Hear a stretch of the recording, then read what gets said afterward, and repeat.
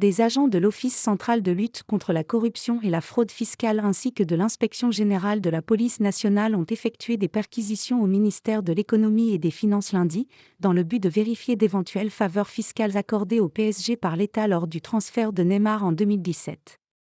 Des perquisitions ont été menées lundi 15 janvier au ministère de l'économie et des finances dans le cadre de l'enquête portant sur des soupçons de faveurs fiscales accordées au PSG lors du transfert de l'attaquant brésilien Neymar depuis Barcelone en 2017, a-t-on appris, jeudi 18 janvier, de sources proches du dossier.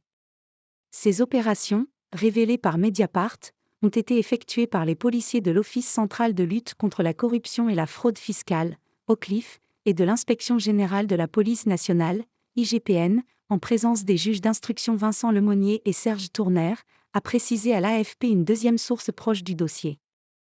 Plusieurs services de la Direction générale des finances publiques, DGIP, ont été perquisitionnés par les enquêteurs dont, selon Mediapart, le bureau du directeur général occupé jusqu'à récemment par Jérôme Fournel, nommé depuis directeur de cabinet du ministre de l'économie Bruno Le Maire.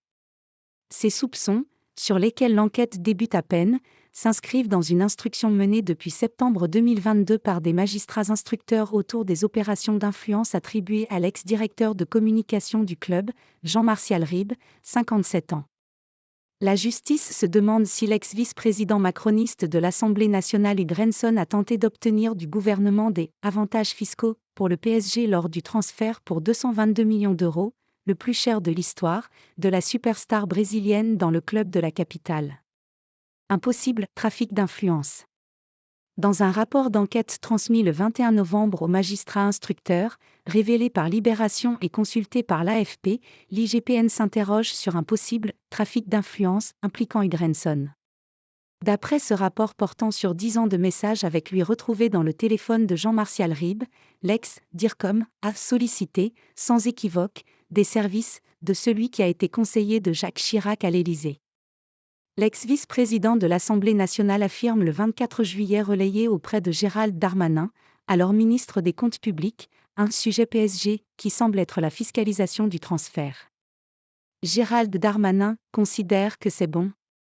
Ce qui compte, c'est que les documents que nous avions évoqués soient produits. Ils protégeront, écrit notamment Hugues Renson à Jean-Martial Ribes.